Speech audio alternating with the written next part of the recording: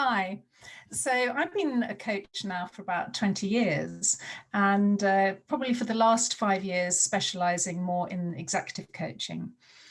Before that, I worked quite a lot with sports professionals, particularly in golf and cricket, and worked a lot in the corporate sector in the finance sector, with Deutsche Bank, Citigroup, in pharmaceuticals with GlaxoSmithKline, AstraZeneca, media, BBC and Sky. So a whole variety of corporate clients.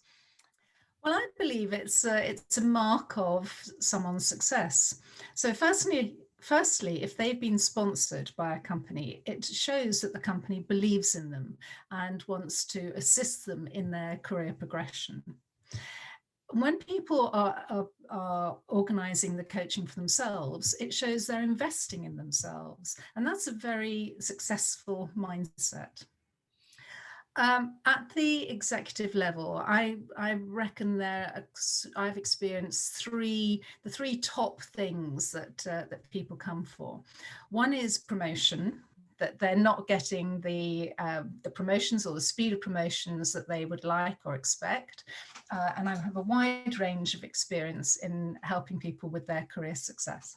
The second, I would say, is performance. So it's around performance of an individual in the company or perhaps of a team. They're not reaching their potential and helping them be more inspired, empowered and resourceful. And the third reason is often about impact and influence. So someone isn't being heard and having the impact that they want to have and could have.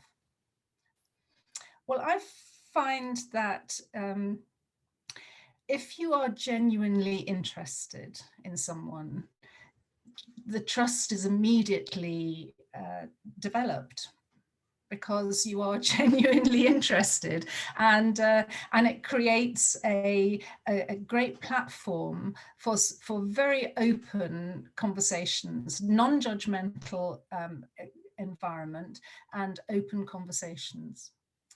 I believe coaching is therapeutic. It's not therapy, because I think it helps you feel, at the end of each session, you feel better than at the start, firstly.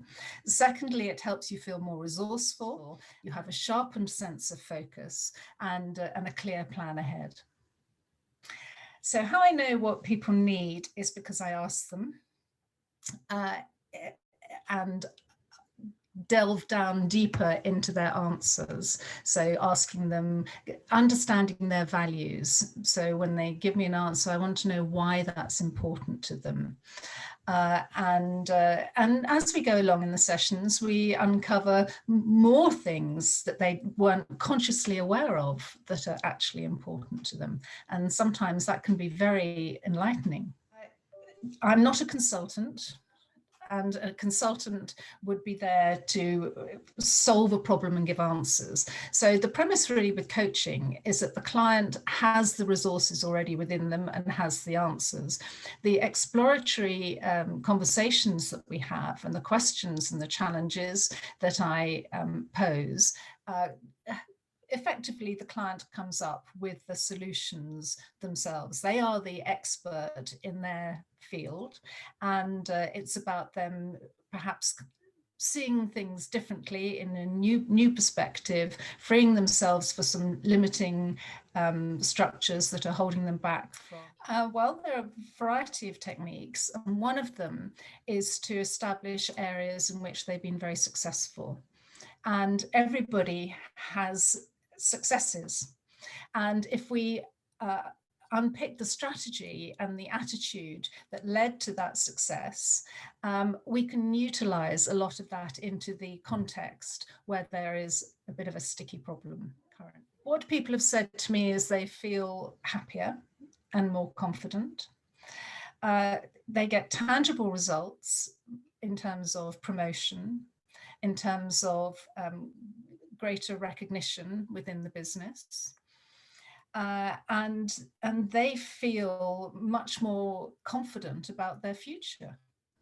On several occasions, I've been asked to work with senior members of a company to help them with their executive presence, to increase their gravitas and therefore their ability to influence.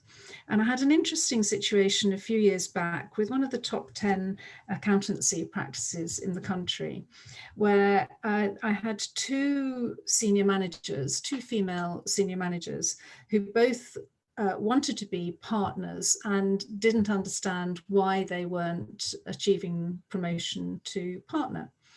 And it was interesting because one, they were quite opposite in the reasons in their executive presence of why they weren't achieving this. So one was perhaps a bit overly sociable and rather too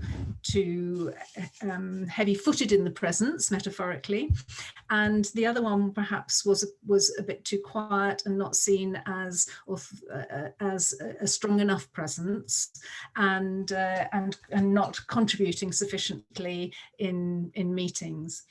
And working the journey with both of them was effectively the same core message, which is the benefit of being someone with gravitas and how you have gravitas and how others notice it. And at the end of their journey, and we had a few challenges, accepting that the way they were being naturally wasn't desirable. So we had some difficult conversations initially about that, and then they recognized that it was for them, for their career, and for their benefit to have greater influence and be well viewed. And we were successful. A refreshing, enjoyable, and insightful experience.